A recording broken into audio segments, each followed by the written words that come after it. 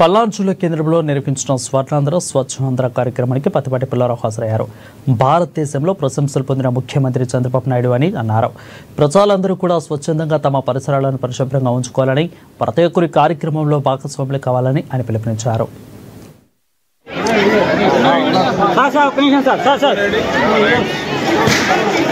ప్రశంసలు అందుకున్నటువంటి ముఖ్యమంత్రి భారతదేశంలో చంద్రబాబు.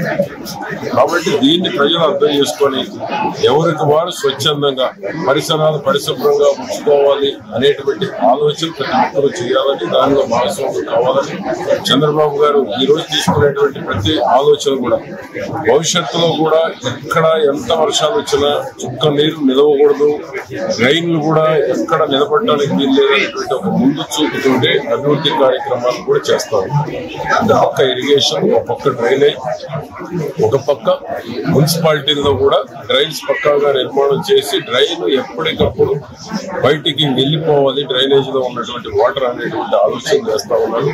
అందుకనే ఒక ఆదర్శవంతమైనటువంటి ముఖ్యమంత్రిగా చంద్రబాబు నాయుడు